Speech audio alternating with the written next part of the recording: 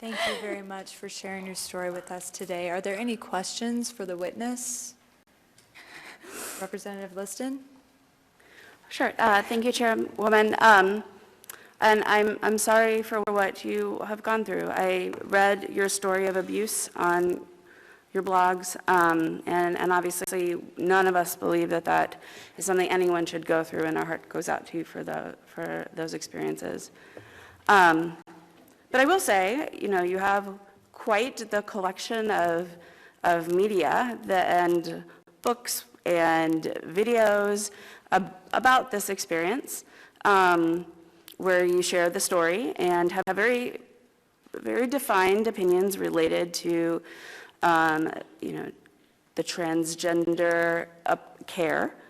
And I did watch a video that you did just maybe 2 weeks ago, 3 weeks ago, where your focus was the trans ideology is a state-sponsored cult. Mm-hmm. And I wanted to understand that perspective, because it's certainly not how I might view it. Sure.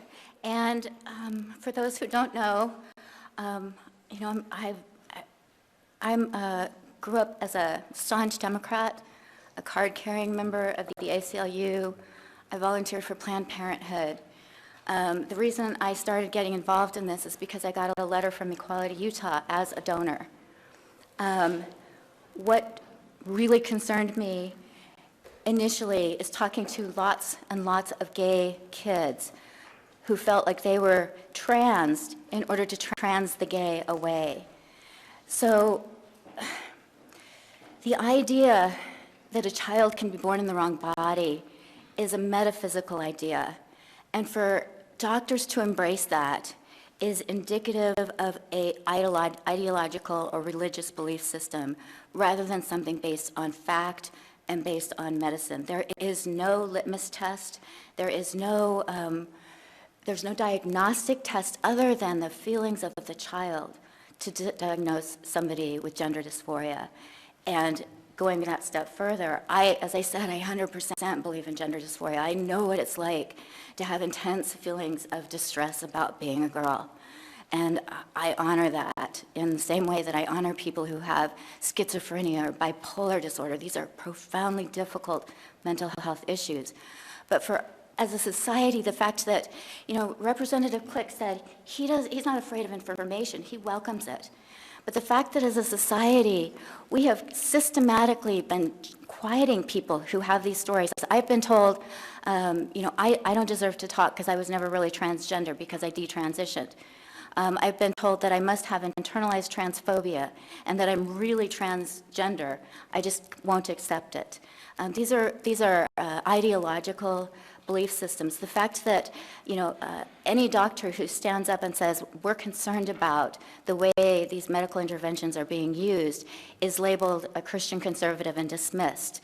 It's very similar to the kind of dismissal that happened during McCarthyism, where people with a certain ideology were shut down, were investigated, were deplatformed. Well, now that's what's happening with this. And it's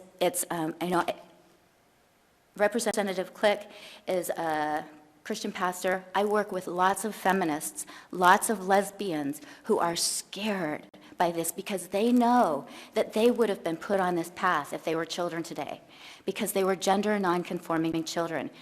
And rather than embracing these incredibly invasive and damaging interventions, why aren't we just saying it's okay to be gender non-conforming? Why are we giving kids the message that if they're gender non-conforming, there's something wrong with them? So wrong with them that they have to be medicalized. And that's where it feels so much more like an ideology, because when you look at how these standards of care have been pushed through, they're not generally accepted by the vast majority of physicians. It's small interest groups that have pushed these standards of care. Follow up. Okay, so just to boil it down, you're speaking from your own experience after abuse of gender dysphoria, and your understanding of conversations with the trans community in Utah, and that's sort of the platform that gives you sort of the background to speak about the issue. Well, I think my own personal experience as a transgender child is huge. But I've also, I've talked to many, many detransitioners. I've talked to many, many parents. I have parents who call me and they are just sobbing because they have children who, 3 weeks ago were completely comfortable with their sex, who suddenly come home and say that they're the opposite sex and they want to get these medical interventions. So it started out me speaking about, sorry, I just realized I'm supposed to answer questions through you, Madam Chair. It started out with me speaking out because of my own personal experience. But as I've been in this, I've had detransitioner after detransitioner, parent after parent. I've even had mental health care providers reach out to me and say, I would love to be able to speak out publicly about this, but I will get fired if I do. My children will be harassed. My son was sitting at a bus stop when he was 14 years old, and somebody came up to him and said, I hope you know that the people in the LGBT community here in Logan want to kill you. That is not love and tolerance. That is not about medical interventions. That is an ideology that brings out hatred and abuse towards anybody who questions it. And again, this is coming from a position of wanting to, I want these kids to feel comfortable with who they are, to thrive. And they're not going to be able to do that if they're told they're inherently flawed and they're born in the wrong body. Representative Click? Thank you, Chair. And I think, first of all, thank you so much, Erin, for coming today. And I know it was hard for you to pour your heart out publicly like that. That's nothing that anyone is comfortable doing and talking about your past that way. I really appreciate you taking the time. And I think it's important that we recognize that everyone has a right to speak, and we certainly do not want to shut down any opposition voices. And I'm very grateful. I know we have some folks in here today who are opposed to this bill, and I'm very grateful for them being here and the respect that they've shown, and we plan to do the same thing when they give their testimonies.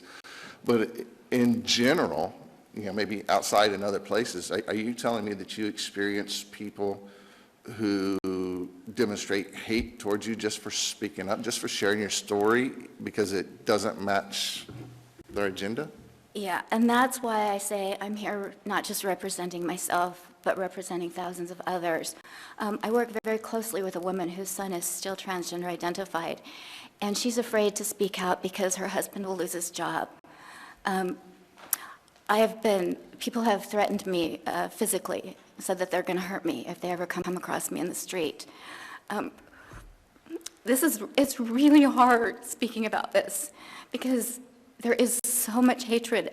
I testified in Alabama a couple of years ago, and when I was walking out, the halls were lined with people who were against the bill, who were trans-identified, who were calling me cunt and bitch and trying to trip me, who threatened to kill Wire simply for telling a story. So, again, this is why it feels so much more like an ideology than medical care. Representative John? Thank you, Madam Chair. Thank you, Ms. Brewer, for being here and for sharing your story. And I pray and hope that you are treated with much greater respect as you leave the halls of the Ohio State House today. So about a week ago, it was hit the news that a pretty famous singer by the name of Adele made a simple statement. And I'm not going to use all of her words because she was very passionate when she made this statement. And there's probably a lot that I don't agree with Adele on and a lot that I do agree. And then this is a statement I agree with Adele. I love being a woman. And if I get quoted in the paper today, I'm probably going to get attacked for making that statement just as she did. She was attacked for the simple statement, I love being a woman. If we can't even make the statement that I love being a woman or I enjoy being a man in today's society, how in the world can we have conversations like this that are critical? It doesn't matter which side of the aisle you're on, which side you're on this topic. If we cannot make a simple statement like that, without being attacked on social media? How can we have these kind of very important conversations